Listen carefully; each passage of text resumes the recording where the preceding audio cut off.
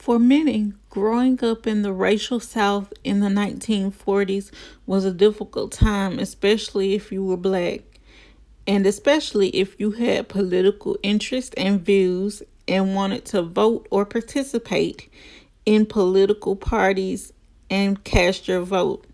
This is the case of Maceo Snipes. If you want to know more, please continue watching.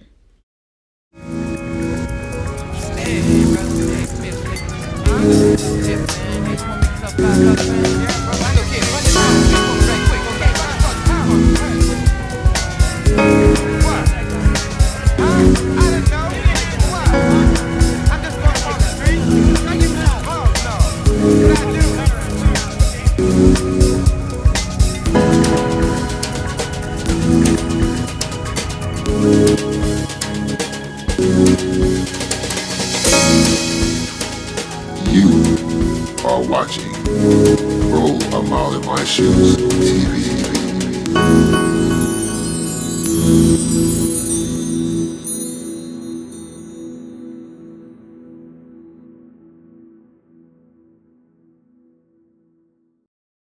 In December 1946, it must have felt great to be World War II veteran Maceo Snipes. He came home to his town in Butler, a small town in West Georgia with 1,972 residents, to cast his vote with no issues or problems, or so he thought. At this time, growing up in the racial South, it was tough for you, especially if you were black, and especially if you had political views and interests and wanted to be involved in any politics of the sort.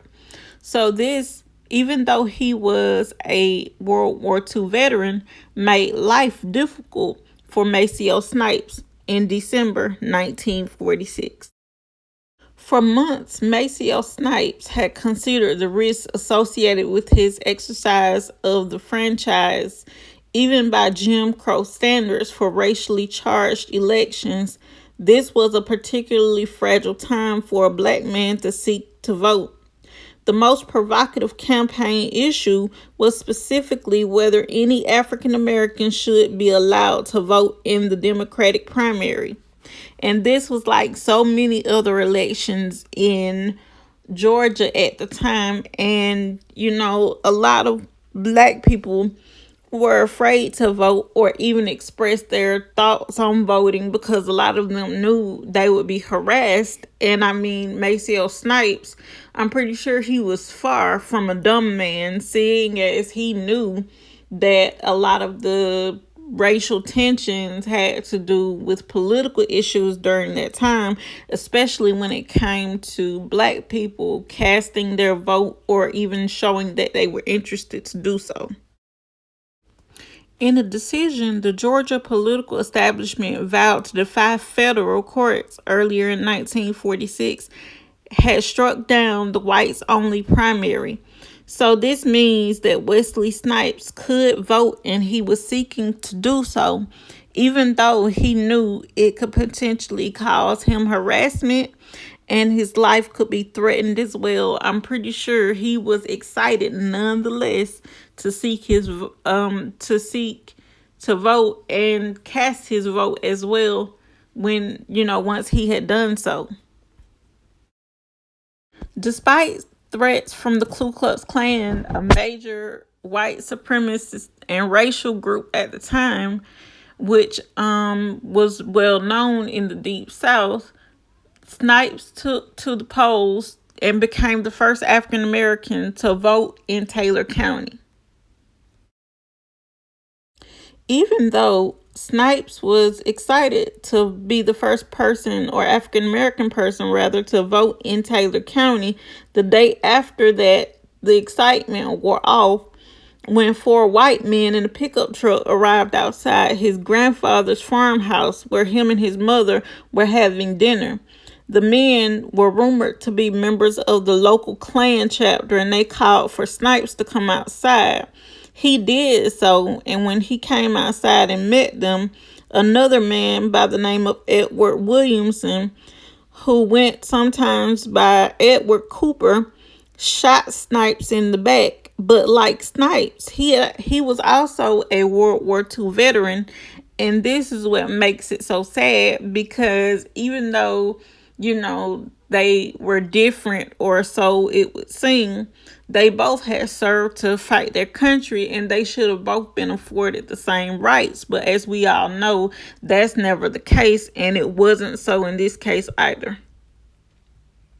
Even though he was shot and wounded, Snipes and his mother walked about 3 miles to the home of a, I guess, black doctor, Homer Chapman, so that they could get help.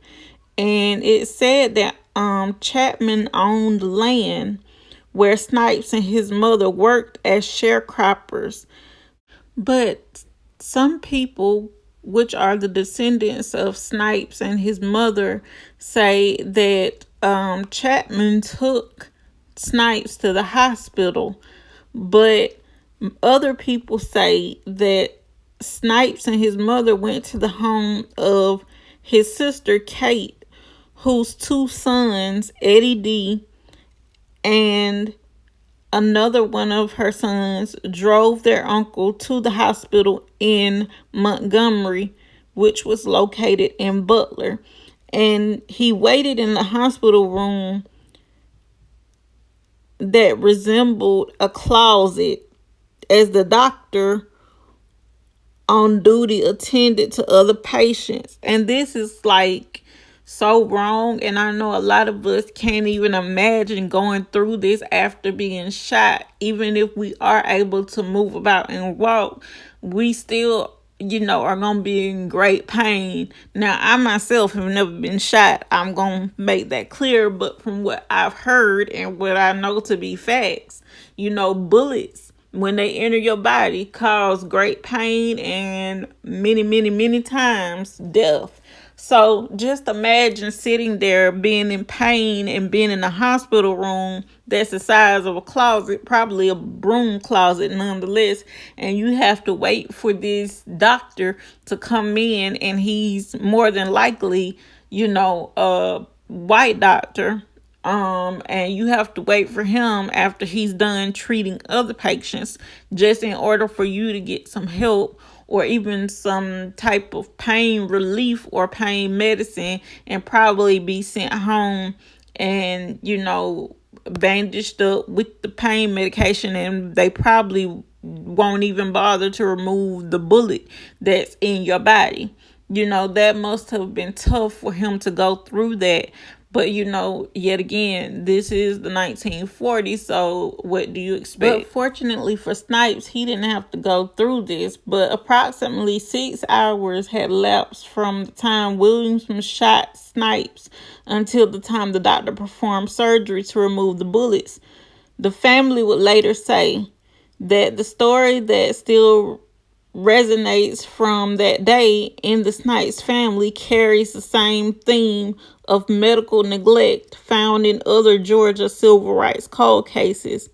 Not long before he died, Snipes was talking actively with his family, He was talking actively with his family, and the white doctor at one point said Snipes would need a transfusion, then said it would be impossible because there was no black blood available at the hospital.